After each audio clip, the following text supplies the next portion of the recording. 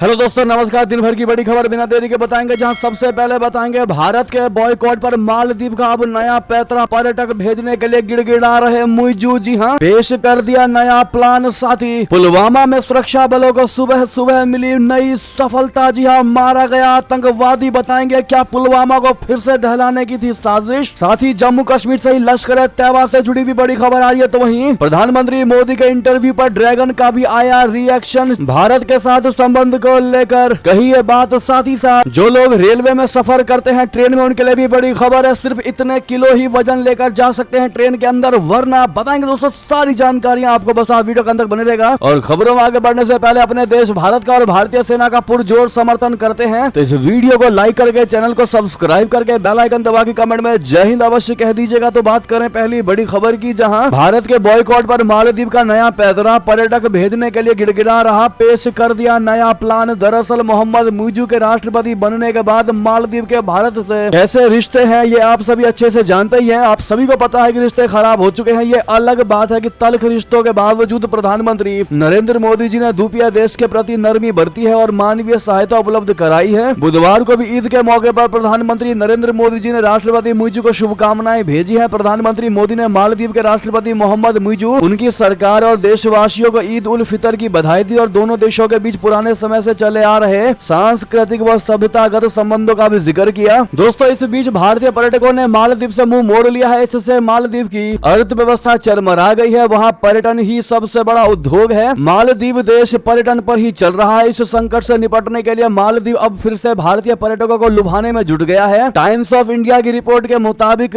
Report में कहा गया है कि मालदीव में भारतीय पर्यटकों को वापस लुभाने के प्रयास में वहां के एक प्रमुख पर्यटन निकाय ने कई बड़े भारतीय शहरों में रोड शो आयोजित करने की योजना बनाई है। Maldives association of travel agents and tour operators यानी मटाटो ने मालदीव में भारत के उच्चायुक्त मुनू महावर के साथ इस योजना पर चर्चा की और भारतीयों को लुभाने के अपने इरादे का खुलासा किया है। जी हां, जिनको नहीं पता उनको बता दें कि कुछ महीने पहले मालदीव के 3 मंत्रियों ने सोशल मीडिया पर भारत और प्रधानमंत्री नरेंद्र मोदी जी के खिलाफ अपमानजनक टिप्पणी कर दिया था, जिसके बाद भारतीय पर्यटकों ने मालदीव का बहिष्कार करना शुरू कर दिया था और होटल बुकिंग भी कैंसिल करवा दी थी, जिसके बाद काफी ज्यादा लॉस हुआ था मालदीव का। वैसे में जिस प्रकार से भारतीयों को लुभाने की फिर एक बार कोशिश की जा रही है मालदीव के सरकार के द्वारा, अगर आप भी मानते हैं कि भारतीय हमेशा से देशभक्त रहे हैं और उनको कोई लुभा नहीं सकता, वो भी देश प्रेम से परे जाकर, तो कभी भी नहीं। तो आप भी कमेंट में अपनी राय अवश्य रखिएगा दोस्तों। और क्या लगता है आपको, क्या मालदीव भारतीयों को लुभा पाएगा? जब तक भारत के साथ रिश्ते संबंध अच्छे नहीं होते बताइएगा जरूर दोस्तों। साथ ही इतना ही आपको बता दें, भारत समर्थक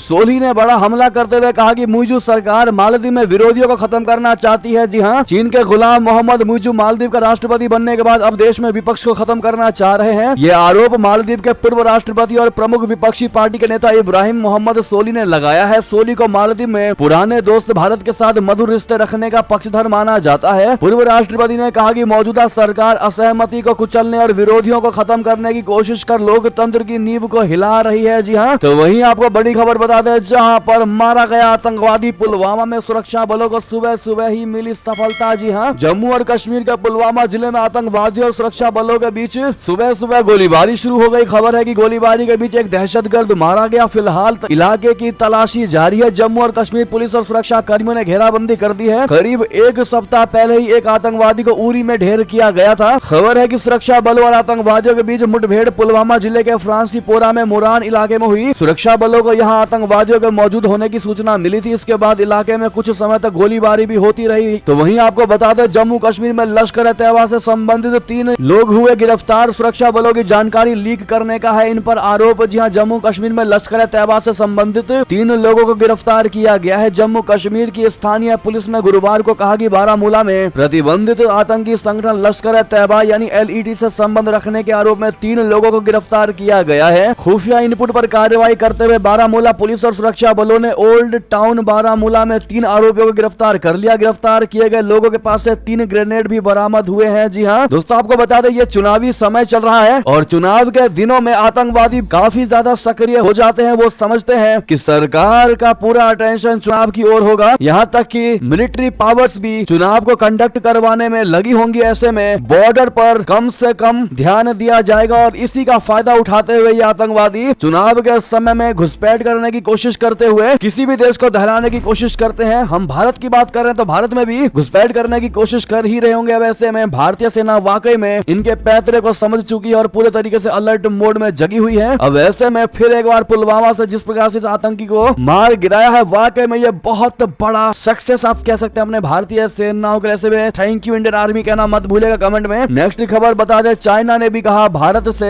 अच्छे संबंधों में ही है भलाई। जी हाँ, पीएम मोदी के इंटरव्यू पर ड्रैगन का रिएक्शन आया। दरअसल हाल ही में प्रधानमंत्री नरेंद्र मोदी जी ने अमेरिकी पत्रिका न्यूज वीक को दिए इंटरव्यू में कई मुद्दों पर बात की। पीएम ने भारत और चीन के बीच स्थिर और शांतिपूर्ण संबंधों को पूरे क्षेत्र एवं दुनिया के लिए महत्वपूर्ण बताया है। मोदी जी ने कहा कि भारत के लिए चीन के साथ संबंध महत्वपूर्ण है। पीएम मोदी ने कहा कि भारत और चीन के बीच स्थिर और शांतिपूर्ण संबंध न केवल हम दोनों देशों के लिए बल्कि पूरे क्षेत्र और दुनिया के लिए महत्वपूर्ण है। अब पीएम मोदी के इस जिक्र के बाद चीन की भी प्रतिक्रिया सामने आई है। चीन ने गुरुवार को सीमा विवाद से जुड़ी प्रधानमंत्री पीएम मोदी की टिप्पणियों पर प्रतिक्रिया व्यक्त करते हुए कहा कि मजबूत और स्थिर संबंध चीन और भारत के साझा हितों की पूर्ति करते हैं। असल में चीनी विदेश मंत्रालय के प्रवक्ता माओ निंग ने से एक प्रेस वार्ता के दौरान जब पीएम मोदी के बयान पर प्रतिक्रिया मांगी गई तो उन्होंने कहा कि चीन ने प्रधानमंत्री की टिप्पणियों पर गौर किया है। हमारा मानना है कि मजबूत और स्थिर चीन भारत संबंध दोनों पक्षों के साथ हितों की पूर्ति करते हैं और शांति तथा क्षेत्र और उससे परे के विकास के लिए अनुकूल है। जी हाँ, उन्होंने ये भी कहा कि बॉर्डर से जुड़े सवाल को द्विपक्षीय संबंधों में उचित रूप से रखा जाना चाहिए। उन्होंने कहा कि दोनों देश राजनयिक और सैन्य माध्यमों से करीबी संपर्क में है। हमें उम्मीद है कि भारत समान दिशा में चीन के साथ काम करेगा, द्विपक्षीय संबंधों को रणनीतिक ऊंचाइयों और दीर्घकालिक परिप्रेक्ष्य के लिहाज से संभालेगा, आपसी विश्वास बढ़ाएगा, बातचीत और सहयोग पर कायम रहेगा, मतभेदों को ठीक से संभालेगा और द्विपक्षीय संबंधों को मजबूत और स्थिर बनाने की राह पर चलेगा। जी हाँ, अब ऐसे में चीन की इस प्रतिक्रिया पर आपकी क्या राय है दोस्तों, कमेंट में लिखकर अवश्य बताइएगा। साथ ही साथ अगली खबर आपको बता दें, जहां जापान के प्रधानमंत्री फूमियो किशिदा ने अपने अमेरिकी कांग्रेस संबोधन के दौरान भारत, अमेरिका, ऑस्ट्रेलिया के सहयोग से क्वाड साझेदारी का जिक्र किया। जी हाँ, तो वहीं आपको बता दें, मणिपुर में हो रहा बीएसएफ सीआरपीएफ हटाने का विरोध, चुनावी ड्यूटी पर दूसरे प्रदेशों में भेजे जा रहे सुरक्षा बल। जी हाँ, मणिपुर के लोगों ने देश के दो बड़े केंद्रीय अर्धसैनिक बल सीआरपीएफ और बीएसएफ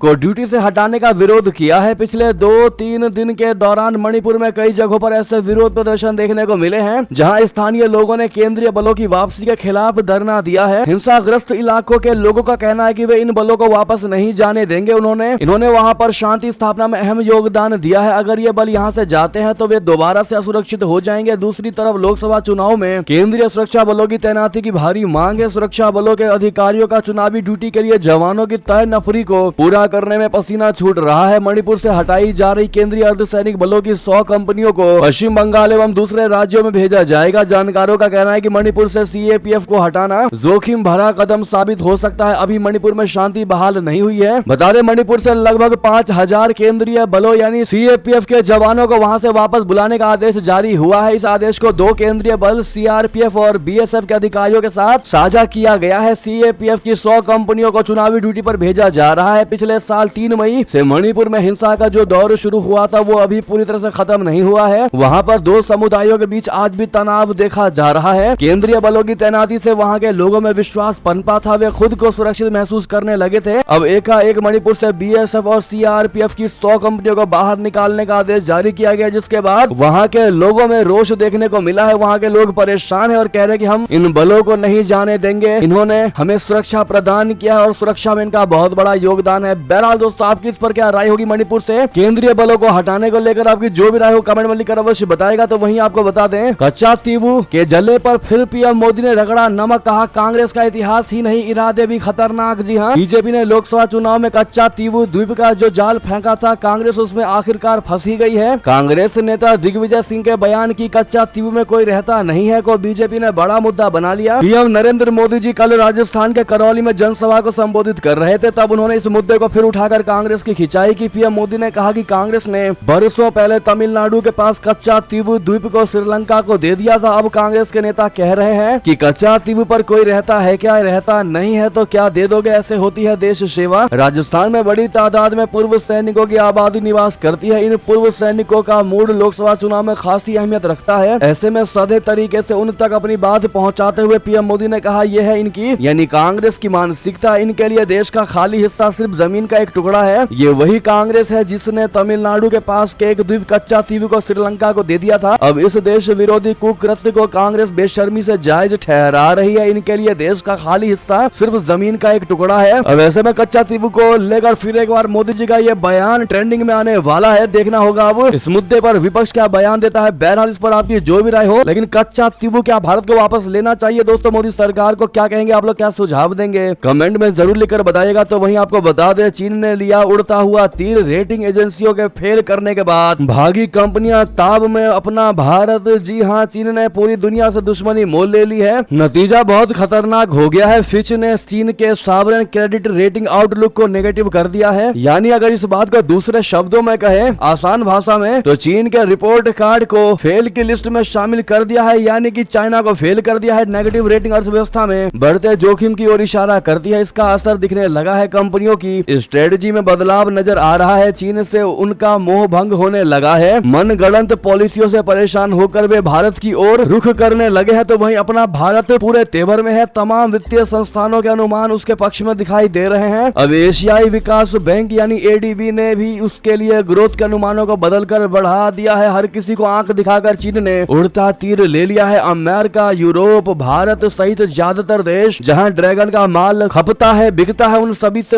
उसके रिश्ते बिगड़ गए हैं। इसके पीछे सिर्फ चीन की आक्रामकता ही जिम्मेदार है। जी हाँ, साथ ही साथ अगली खबर बता दें, जंग के बीच सेना में जवानों की भर्ती के लिए यूक्रेन ने पास किया ऐसा कानून, मच गया कोहराम। जी हाँ, यूक्रेन और रशिया का युद्ध थमने का नाम नहीं ले रहा है। दोनों देशों में से कोई भी झुकने को तैयार नहीं है। रूस लगातार यूक्रेन को घुटनों पर लाने की कोशिश कर रहा है, लेकिन यूक्रेन ने फिर से उठ खड़े होने की योजना बना ली है। लेकिन लगता है कि योजना देशवासियों को कुछ खास पसंद नहीं आई है। दरअसल सेना में नए रंग रूटों की अनिवार्य भर्ती के तौर तरीकों को तय करने से जुड़े एक विवादास्पद कानून को यूक्रेन की संसद ने मंजूरी दे दी है। इसके शुरुआती मसौदे को कानून बनने में कई महीनों की देरी हुई है और इसके प्रावधानों को नरम बनाने के लिए कई संशोधन सौंपे गए। सांसदों ने भी इस कानून को लेकर लंबे समय तक उदासीन रवैया अपनाया हुआ था, क्योंकि इसके अप्रिय रहने का अनुमान था। राष्ट्रपति वोलोदिमीर जेलेंस्की ने दिसंबर में कहा था कि यह कानून यूक्रेन की सेना की गुजारिश के कारण लाया गया है, जो 5 लाख से ज्यादा सैनिकों को जुटाना चाहती है। इस कानून का अनुरोध पूर्व सेना कमांडर वालेरी जालूझनी के अनुरोध पर तैयार किया गया है, जिन्होंने कहा था कि सेना के विभिन्न रैंकों को मजबूत बनाने के लिए 5 लाख नई भर्तियों की आवश्यकता है। तो वहीं आपको बता दें, सेना में जवानों की भर्ती के लिए पास किए गए इस कानून से वाकई में कोहराम मच गया है। जी हाँ, तो वहीं आपको बता दें, ब्रिटेन की फैक्ट्री में अवैध रूप से काम कर रहे 12 भारतीय हुए गिरफ्तार। जी हाँ, ब्रिटेन के आव्रजन अधिकारियों ने वीजा शर्तों का उल्लंघन कर गद्दे तथा केक फैक्ट्री में अवैध रूप से काम करने के संदेह में 12 भारतीय नागरिकों को गिरफ्तार किया है, जिनमें 11 पुरुष और 1 महिला है। ब्रिटेन के गृह कार्यालय द्वारा बुधवार को जारी एक बयान के अनुसार आव्रजन प्रवर्तन अधिकारियों ने इंग्लैंड के वेस्ट मिडलैंड्स क्षेत्र में गद्दे के कारोबार से जुड़ी एक इकाई पर छापा मारा। तो वहीं आपको बता दें, पाकिस्तान का निकलेगा अब दिवाला, महंगाई में पड़ोसी बनाएगा नया रिकॉर्ड, चाय से चिकन तक सब कुछ होगा महंगा। आपको बता दें, पाकिस्तान यूं तो एक लोकतांत्रिक देश होने का दम्भ भरता है, मगर वहां की सियासत उसे पूरी तरह से खा गई है। एक हालिया रिपोर्ट से पता चला है कि आने वाले दिनों में पाकिस्तान की गिरती अर्थव्यवस्था एक नया रिकॉर्ड बनाएगी। पाकिस्तान की महंगाई लोगों का जीना मुहाल करने वाली है। एशियाई विकास बैंक यानी एडीबी ने भविष्यवाणी की है कि चालू वित्तीय वर्ष 2023-24 के दौरान पाकिस्तान में क्षेत्र में सबसे ज्यादा महंगाई और सबसे कम आर्थिक विकास दर होगी। डॉन न्यूज के मुताबिक एशियन डेवलपमेंट बैंक ने डेवलपमेंट आउटलुक रिपोर्ट जारी किया है। रिपोर्ट में इस वित्तीय वर्ष में पाकिस्तान में आर्थिक विकास दर 1.9% रहने का अनुमान लगाया गया है। एडीबी ने यह अनुमान लगाया है कि इस वित्तीय वर्ष में पाकिस्तान में औसत महंगाई 25% रहेगी। तो वहीं आपको बता दें, सऊदी से लेकर तुर्की तक पाकिस्तान के पूर्व लेफ्टिनेंट जनरल ने मुस्लिम देशों को दिखाया आईना। दरअसल दुनिया भर में ईद के जश्न के बीच पाकिस्तान के पूर्व लेफ्टिनेंट जनरल तलत मसूद ने पाकिस्तानी वेबसाइट में एक ओपिनियन पीस लिखा है और उसमें मुस्लिम देशों की समस्याओं पर बात की गई है। पाकिस्तान के पूर्व लेफ्टिनेंट जनरल तलत मसूद ने कहा है कि दुनिया भर के मुसलमान जिन कठिनाइयों और कष्टों का सामना कर रहे हैं, ऐसे में उनकी स्थिति को आईना दिखाने और आकलन करने का सही समय आ गया है। उन्होंने लिखा कि मुस्लिम दुनिया के नेता शिक्षा को बढ़ावा देने में आमतौर पर लापरवाह रहे हैं। आबादी के हिसाब से पाकिस्तान दुनिया का 6ठा सबसे बड़ा देश है। रणनीतिक दृष्टिकोण से भी बहुत ही महत्वपूर्ण और परमाणु संपन्न देश है, लेकिन इसकी 23% आबादी निरक्षर है, यानी पढ़ी लिखी नहीं है। पाकिस्तान की अर्थव्यवस्था काफी हद तक विदेशी मदद पर निर्भर है, चाहे वो IMF हो, विश्व बैंक हो या सऊदी अरबिया या यूएई जैसे तेल समृद्ध देश। उन्होंने कहा कि मुस्लिम देशों के उच्च शिक्षा को लेकर कम फोकस और साइंस और टेक्नोलॉजी को बढ़ावा न देने की वजह से वहाँ के लोग विदेशी शिक्षा पर निर्भर होने के लिए मजबूर है। विदेश जाकर उच्च शिक्षा हासिल करना सबके लिए संभव नहीं है, लेकिन उनके लिए मजबूरी बन चुकी है कि वो विदेश में जाकर ही अच्छी पढ़ाई कर पाएंगे, क्योंकि मुस्लिम मुस्लिम देशों में साइंस को बढ़ावा नहीं दिया जाता है। बहरहाल इन बातों को लेकर सऊदी से तुर्की तक इस लेफ्टिनेंट जनरल ने मुस्लिम देशों को आईना दिखाया है। तो वहीं आपको बता दें, रक्षा और हमले दोनों की तैयारी कर रहा है इजराइल। ईरान से हमले का खतरे मंडराने के बीच नेतन्याहू का सबसे बड़ा बयान। दरअसल मध्य पूर्व में युद्ध का खतरा मंडरा रहा है। दरअसल इजराइल ने कहा है कि वो गाजा में चल रहे सैन्य अभियान के बीच अन्य क्षेत्रों में बदलते परिदृश्य की तैयारी कर रहा है। प्रधानमंत्री बेंजामिन नेतन्याहू ने कहा कि हम रक्षा और हमले दोनों में इजराइल की सुरक्षा जरूरतों को पूरा करने की तैयारी कर रहे हैं। उनका ये बयान उन चिंताओं के बीच आया है कि ईरान 1 अप्रैल को सीरिया में अपने वाणिज्य दूतावास पर हुए हवाई हमले के जवाब में इजराइल पर हमला करने की तैयारी कर रहा था। बताते चले कि हमले में एक शीर्ष ईरानी जनरल और 6 अन्य सैन्य अधिकारी मारे गए थे। इसके बाद ईरान के सर्वोच्च नेता अयातुल्लाह अली खामेनेई ने यह कहा था कि इजराइल पर हमला बहुत जरूरी है। तो वहीं आपको बता दें, भारत के खिलाफ सबूत नहीं मिला तो खिसियाए ट्रूडो। सुनवाई में उगला जहर, कहा दिल्ली से गलबियां करती थी पिछली सरकार। जी हां, कनाडा में हुए पिछले 2 संघीय चुनाव में विदेशी हस्तक्षेप के आरोप लगे हैं, जिस पर एक आयोग के सामने सार्वजनिक सुनवाई चल रही है। इसी सुनवाई में बुधवार को कनाडा के प्रधानमंत्री जस्टिन ट्रूडो गवाही देने के लिए पेश हुए। इस दौरान ट्रूडो ने कनाडा में अपने पूर्ववर्ती स्टीफन हार्पर सरकार पर भारत के साथ गलबहियां करने का आरोप लगाया है। तो वहीं ट्रूडो ने अपनी सरकार के प्रयासों का जिक्र करते हुए खुद की पीठ थपथपाई कि उन्होंने अल्पसंख्यकों के हितों की रक्षा की, भले ही इन अल्पसंख्यकों के अपने देशों को चिढ़ हो। ट्रूडो का इशारा भारत की ओर था। सुनवाई के दौरान जस्टिन ट्रूडो कनाडाई चुनावों में भारतीय अधिकारियों के हस्तक्षेप के आरोपों पर कोई सबूत पेश नहीं कर पाए। कनाडा की मीडिया ने आरोप लगाया था कि कनाडाई चुनावों में हस्तक्षेप करने वाली विदेशी ताकतों में भारत भी था, जबकि इसका प्रूफ दे नहीं पाया। कनाडा उसके बावजूद भी कह रहा है कि हम भारत पर आरोप मढ़ते रहेंगे, चाहे भारत को बुरा लगे या अच्छा। तो वहीं आपको बता दें, इमरान खान ने दी चेतावनी, कहा पाकिस्तान में जो हालात है उनसे एक बार फिर देश टूट सकता है। जी हां, पाकिस्तान के पूर्व पीएम इमरान खान ने चेतावनी दी है कि देश में जो मौजूदा हालात है उनसे एक बार फिर ढाका जैसी त्रासदी हो सकती है। इमरान खान ने साल 1971 के हालात की मौजूदा हालात से तुलना की और कहा कि देश